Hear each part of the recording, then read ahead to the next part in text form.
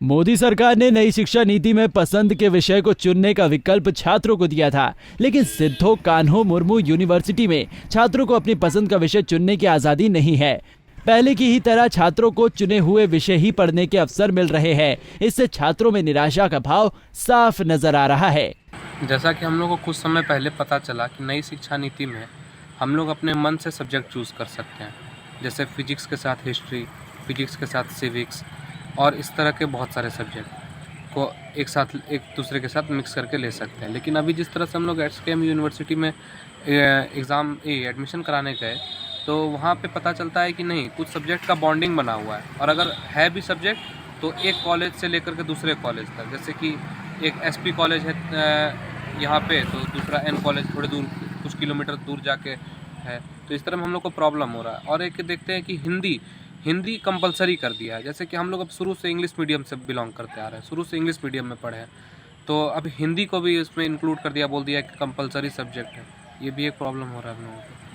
वही सिद्धो कान्हो मुर्मू यूनिवर्सिटी की vice chancellor सोना झारिया मिंज ने नई शिक्षा नीति को लेकर बड़ा बयान दिया है। मिंज ने कहा कि शिक्षकों की कमी की वजह से किसी भी कॉलेज में छात्रों की रुचि के अनुसार विषयों की पढ़ाई नहीं हो सकती है। मिंज ने कहा कि यूनिवर्सिटी अपने स्तर से प्रोफेसरों की बहाली नहीं कर सकती है। ऐसे में नई शिक्षा नीति को लागू करना नामुमकिन सा लग रहा है। विद्यालय में शिक्षकों की संख्या कितनी है? 623 असिस्टेंट प्रोफेसर हो सकते थे, उसमें कितने हैं एग्जैक्टली उसको आप जानते हैं। अब जब ये 254, ओके, जब आधे से भी कम संख्या है, अब उसमें सोचिए कि कौन कौन से विषय में टीचर नहीं है, क्या हम उस विषय का ऑफर देना चाहिए हमें? नहीं ना।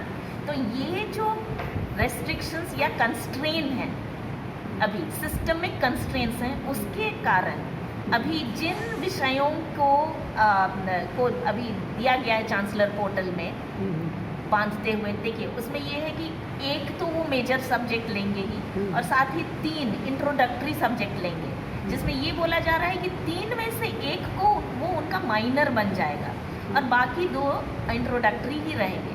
तो एक ही साथ व्यक्ति अभी तो 4 सब्जेक्ट के लिए कर रहे हैं, नहीं तो पहले क्या होता था, अगर साइंस लिया, जैसे मैंने BSc मैथ्स लिया, तो मैथ्स के साथ फिजिक्स केमिस्ट्री बस। अभी एक तो चौथा सब्जेक्ट भी आया है, और ये पहले से भी एनकरेज किया जा रहा था बहुत सारे विश्वविद्यालयों में और महाविद्यालयों में कि अगर आप साइंस पढ़ रहे हैं तो कम से कम एक इलेक्टिव सोशल साइंस से ले लीजिए। अब कम से कम ये संभावना तो बनी। अभी सभी झारखंड के सभी महाविद्यालयों और विश्वविद्यालयों की जो शिक्षकों की गिनती की स्थिति है, उसके तहत कुछ विषयों को तो बांधना पड़ा है। मेरी आशा है जब शिक्षकों की संख्या बढ़ेगी और जितने सैंक्शनड सब्जेक्ट्स हैं, पोस्ट केवल नहीं सब्जेक्ट्स हैं, उन्हीं में बहाली हो जाएगी तो इसका और विस्तार हो सकेगा। अभी ये ऑटोनॉमी के नाम पे हम उसके इत्र जाएं, और हम अगर गेस्ट फैकल्टी रख लेते हैं, फर्ज कीजिए हम गेस्ट फैकल्टी रख लेते हैं, उनका सैलरी कहाँ से आएगा? सैलरी तो आखिर सैंक्शन पोस्ट और जो विषय अप्रूव्ड है उसी के आएगा ना। सरकार अगर हायर एजुकेशन के बजट को नहीं बढ़ाएगी तो नई शिक्षा नीति को लागू नहीं किया जा पाएगा। सरकार ने जब नोटबंदी लाया था, तब कभी रेलवे ने, कभी बैंक ने इस प्रकार से उसका बंटाधार किया। अब लगता है कि फिर सरकार की ऐसी एजेंसियां जो नई शिक्षा नीति सरकार लागू करने जा रही है, उसमें भी होने वाला है। खास करके सिद्धो कान्हो मुर्मू विश्वविद्यालय में जो विषयबंद से हटने की बात कही गई थी ताकि छात्र अपने मनोनुकूल विषय को लेकर के पढ़ाई कर सकें, यहाँ शिक्षकों का नहीं होने का रोना रोकर फिर वही पुरानी तरह से विषय बंद बनाए गए हैं, और उसी विषय बंद में से छात्रों को चुनने के लिए कहा जा रहा है। नहीं तो किसी विषय की यहाँ पढ़ाई होती है, किसी विषय की वहाँ पढ़ाई होती है, और इस प्रकार से छात्रों का जो सपना था इस नई शिक्षा नीति को लेकर के जगी थी कि वह अच्छे से अपने मनोनुकूल विषय को लेकर के अपनी पढ़ाई जारी रखेगा, ताकि वो अच्छा कर सके भविष्य में रोजगार के दृष्टिकोण से और समाज के दृष्टिकोण से भी। लेकिन लगता है कि वह यहाँ पर पूरा होने वाला नहीं। पंजाब केसरी के लिए दुमका से वीरेंद्र कुमार झा।